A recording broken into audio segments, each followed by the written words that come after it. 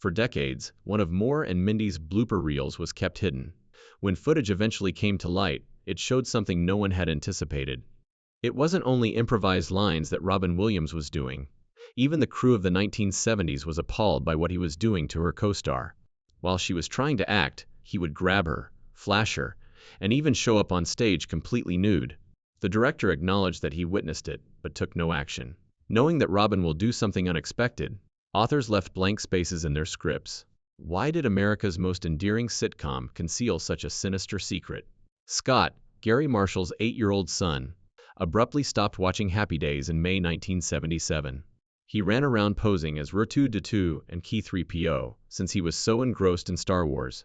There are no space aliens on Happy Days. Scott's response to Marshall's question about why he no longer watched his dad's show struck a chord with Marshall. He made a nostalgic sitcom, but his own son was more interested in a galaxy far, far away. "Scotty wants a spaceman," Marshall said as he stormed into the writer's room. At first, no one knew what he meant, but that moment would change the course of television history. Happy Days continued to dominate the ratings with more than 30 million people by the fall of 1977. However, the show was dwindling creatively behind the scenes. On September 20th, the notorious Fonzie Jumps the Shark episode aired, which came to represent shows going awry. Fonzie was transforming into a superhero and performing absurd antics. The show's once great emotional connection with viewers was eroding. Marshall made the decision to take a significant risk at that point. Perhaps it was time to offer children like Scott an extraterrestrial if they desired one. Roger Ree, a well-known stage actor, was first chosen to portray the extraterrestrial. Ree was thought to be ideal for the position because of her extensive theater experience. However, he resigned soon before the start of filming. He claimed that the production was disorganized and the writing was awful. The portion has previously been passed on by Dom DeLuise. In a sitcom about teenagers in the 1950s, no one wanted to portray an alien. The team was stranded with just a few days to go before shooting. Then someone recalled a crazy entertainer from the Hollywood streets. Outside the comedy shop, Robin Williams had been collecting coins in a hat while portraying alien-like characters. Al Molinaro, who portrayed Al on the show, had also seen Williams in an improv class and called Marshall, asking him to see this person. Gary's sister, casting director Ronnie Howland, had also seen him and observed, "The hat's pretty full." They asked him to try out as he had nothing to lose. Williams entered Stage 19 at Paramount on February 28, 1978. Marshall urged him to sit down. Williams turned the chair over and sat with his feet up. That was it. As soon as he entered, he became Moore. "If Robin doesn't get this, you're all crazy," said Richard Lewis, who had just left his audition. Episode 22 of Season 5 of My Favorite Orkin aired on February 28. In the episode, Moore abducted Richie Cunningham as a test subject, after arriving in a flying saucer. In order to preserve the show's context, the plot was constructed as a dream sequence. One of the most bizarre moments on Happy Days was created when Moore and Fonzie fought. Critics detested it, but no one gave a damn. The star of the show was Robin Williams. The weak screenplay was overpowered by his enthusiasm and ad-libs. It was something audiences had never seen before. With an IMDb rating of 8.5 out of 10, the episode rose to become one of the highest-rated Happy Days episodes ever. Robin Williams was locked down by ABC for a spin-off just 4 days after the program aired. A pilot was not waited for. They simply combined snippets of Pam Dober from a failed pilot named Sister Terry with footage from his performance on Happy Days. Mindy and Moore were born. It was an immediate hit when it debuted in September 1978. It came in third place nationally, only behind Laverne and Shirley and Three's Company, with a 28.6 Nielsen rating. It was even superior to Happy Days. Between Happy Days and Laverne and Shirley, ABC squeezed Moore and Mindy into its Thursday night schedule. The ratings soared. Just Moore's lead-in gave the immediately following episode, Angie, a 41 share. 6 of the top 10 shows in the nation were on ABC for a spell. Moore and Mindy even beat portions of that historic miniseries on the week, when Roots the Sutu debuted. Moore was more than a fictional figure. He became a wave of culture. All around America, his rainbow suspenders were marketed. People waited in line to purchase more egg-shaped spaceships and action figures. Sears and other retailers were unable to meet the demand. Like Spock's Vulcan greeting, Robin's Nanu Nanu hand motion became recognizable. Because it was hard to predict Robin's improv, The writers even placed blank spaces in the script that said, "Robin will do something here." With only one unsuccessful TV program on his record, no agency and no film career, Robin Williams shot to fame in an instant. Only a year before, he had been playing on sidewalks and in small clubs. Before being allowed to perform, he worked as a bartender at the Holy City Zoo in San Francisco, which served as his first stage. Even Happy Days had to adapt to Moore's celebrity. David Letterman, who first saw Williams at the Comedy Store, remarked, "There goes my chance in show business." To make reruns suit the new spin-off, they added sequences in syndication where Moore erases everyone's memories. It was an unprecedented success for television. The influence extended beyond television. Fans from all around the world began to flock to Boulder, Colorado, where the show was located. The show's home, which was purchased for $80,000 in 1974, is currently valued at $3.1 million. To feel closer to Moore, tourists continue to visit the University of Colorado campus and Pearl Street Mall. Boulder welcomed it all, providing guided tours and incorporating the performance into the city's history. No one was prepared for what Pam Dober would say when she finally spoke up in March 2018. She had been silent for nearly 4 decades.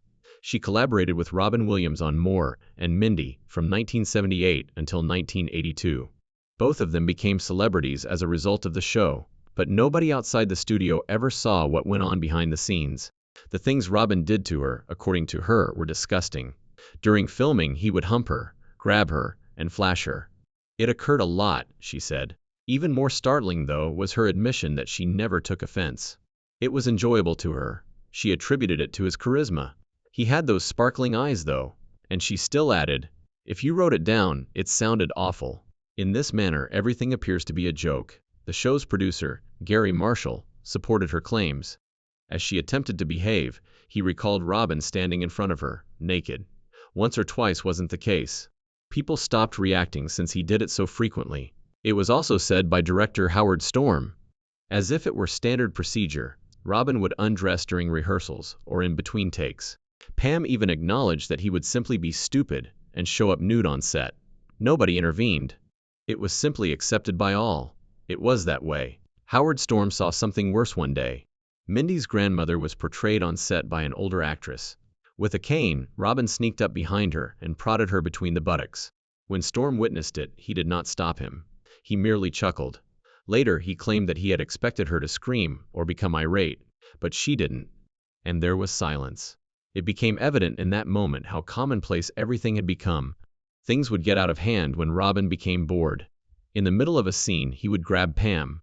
It was unexpected and not part of the plan or script. Storm promised to inform Robin that groping Pam wasn't in the script. Robin would simply respond, "Oh, okay," and go on. Then again, though, it would occur. While the cameras were rolling, Robin would grip sections of her body, hump her in between takes, and wrestle her. After then, they would pause and begin the scene as if nothing had occurred. It didn't end there either. He would even fart on her, according to Pam. She described it as some of the most repulsive things she had ever encountered. But she continued to stand up for him. It was only the 1970s, she said. He had a huge heart, she said. She insisted that they felt like brothers and sisters. However, the events she recounted didn't seem like sibling times. They sounded like a harassing pattern. Pam insisted, however, that it was never intended to be detrimental. Robin wasn't merely playing around. He also tampered with the script. He would use profanity in Yiddish, Spanish, and Russian. Pretending it was simply an alien language from the planet Orc, he performed it directly in front of the cameras. When people from those languages began to protest, ABC had to bring in a special censor that could interpret up to 4 different languages, merely to hear what he was saying. At first, the network didn't even detect it. In subsequent interviews, Robin made light of it, claiming that he enjoyed slipping things under the radar. He found it amusing, and the authors were following suit. One of them, April Kelly, surprised everyone with a cunning move. In 1978 or 1979, she penned a scene in which the Benoit sisters invite Mark to a ball. However, the moniker was a ruse. A covert allusion to a sexual toy was made when it was called Benoit. The joke appeared on live TV during Family Hour, but the censors missed it since the spelling appeared to be French. It was one of Kelly's proudest writing moments, she added. Unintentionally, the scripts were always brief. The writers didn't even attempt to manage Robin. There were lines in the script that simply stated, Robin will do something here. Howard Storm claimed that after reading the screenplay once, Robin could commit it to memory. For the next 3 days, he would do crazy things like run off script, scale walls, and make up jokes as he went. He would then return to the screenplay for the actual filming by Friday. His jokes would be stolen by writers during rehearsals and used in later episodes. Rewriting everything to reflect whatever Robin had done that day kept them up until 4 in the morning. One particular episode almost didn't make it.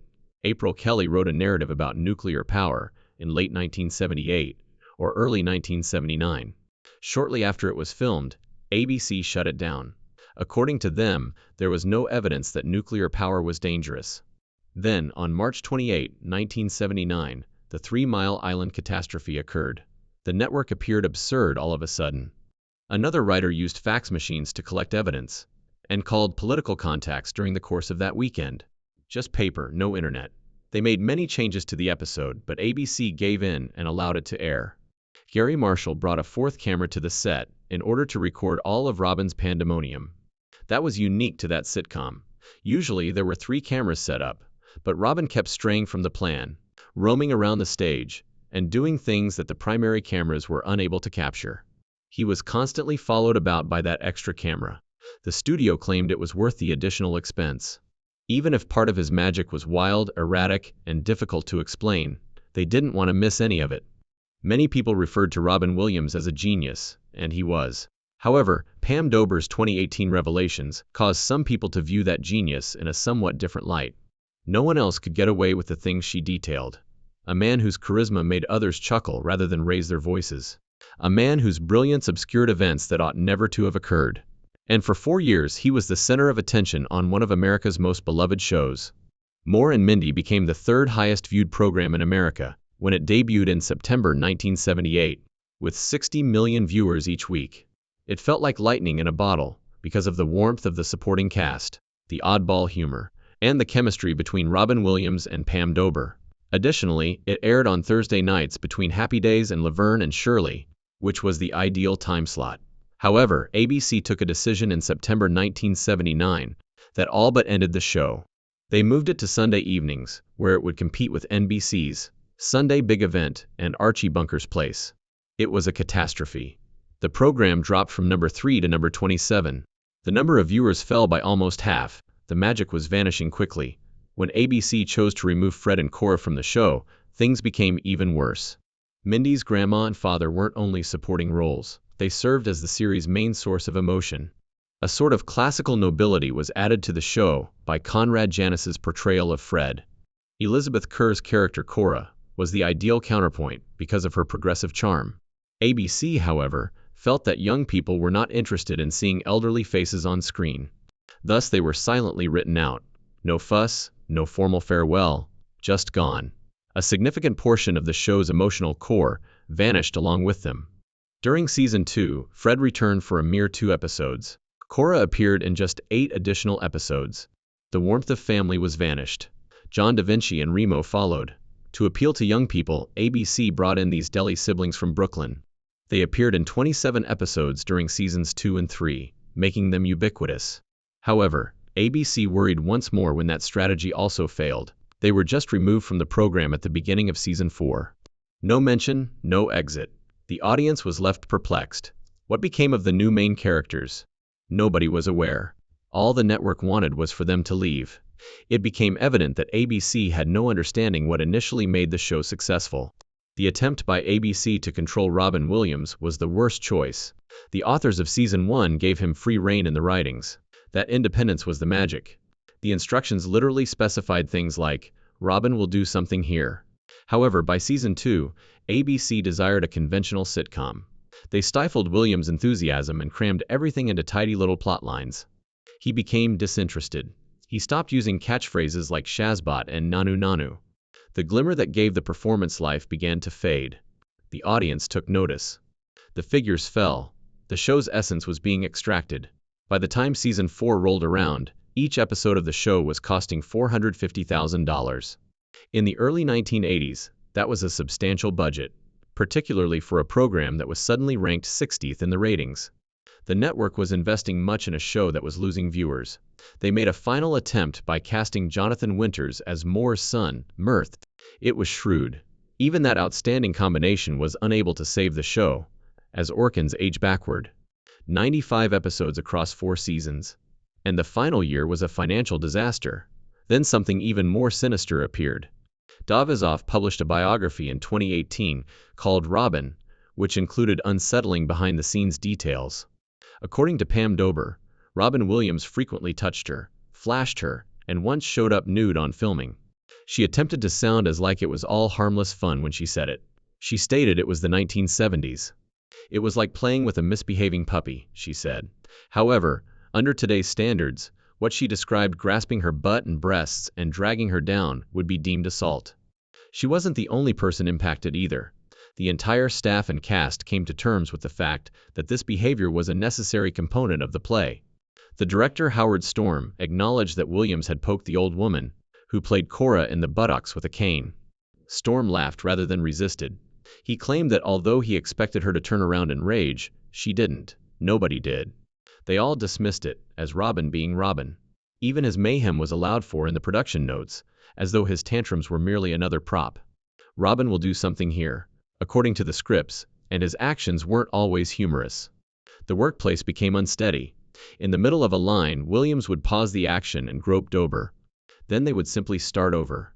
Even when the show was having trouble surviving, everyone would pretend nothing had happened. Robin was an exception to the rules. Even when the stakes were great, he would be gently reprimanded by the director. The script doesn't say that. He would then smile and go on. It wasn't merely accepted. It was ingrained in the show's operation, and no one intervened. It was unstoppable when Moore and Mindy debuted in 1978. However, they then made a terrible choice that all but destroyed the show in a single day. For season 2, ABC chose to relocate it to Sundays, rather than the Thursday nights when it flourished. All in the Family was already in control that evening, so it put Moore and Mindy up against them. The older viewers would not abandon Archie Bunker, and the young people who adored Moore would not follow him into that time slot. The outcome was harsh. In the ratings, the show fell from 3rd place to number 27. It was similar to witnessing a rocket fall from the sky. It lost its impetus and never really recovered. ABC panicked in season 3. They attempted to address every issue simultaneously. They inserted a daycare subplot with new children, brought back Fred and Cora, who had been wrongfully cut, Mindy's friend Glenda, and rescheduled the show on Thursdays. In an attempt to revive the magic, they even broadcast a 1-hour show titled, Putting the Orc Back in More. However, nothing was effective. To get attention, they pushed Robin more than before, and included crazy maneuvers, like to those in a 3D movie. However, the ratings continued to decline. It dropped to number 49 by the end of that season. In 1982, syndication followed. That usually offers shows a second chance at life. Not Moore and Mindy, though. Reruns were not desired by viewers. The show was swiftly withdrawn by the stations. After only a single summer, some ceased airing it. Moore and Mindy disappeared from most cities within a year. The later seasons left a terrible taste, while the early seasons failed to save it.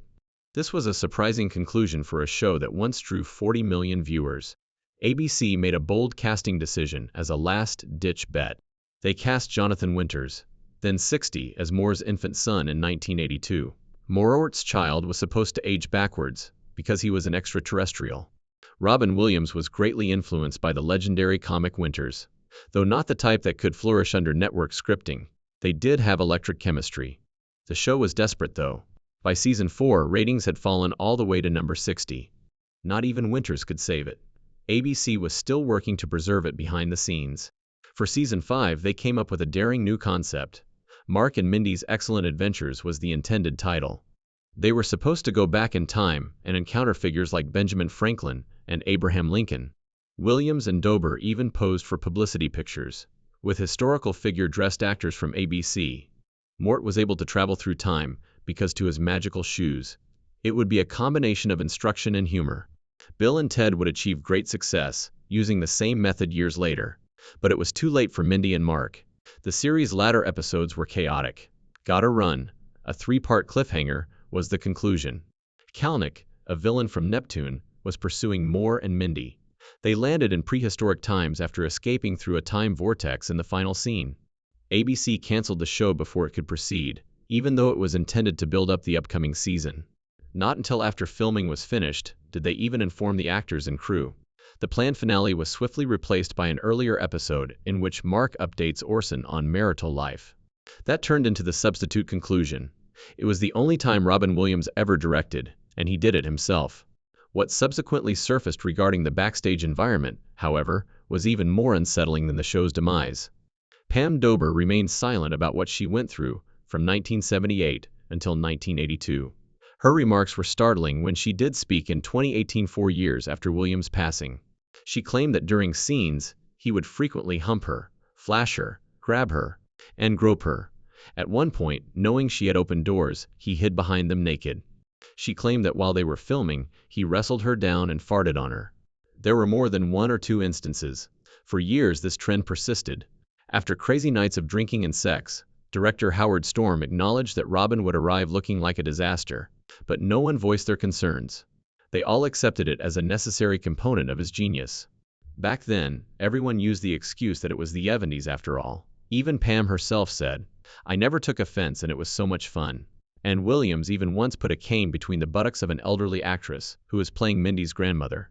Everything was handled as if it were a joke. For decades, the entertainment industry tolerated this behavior.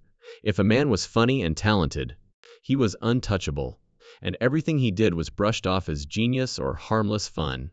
Robin Williams's charm and spark, which made him a global icon, also protected him from the kinds of repercussions that other people would have experienced.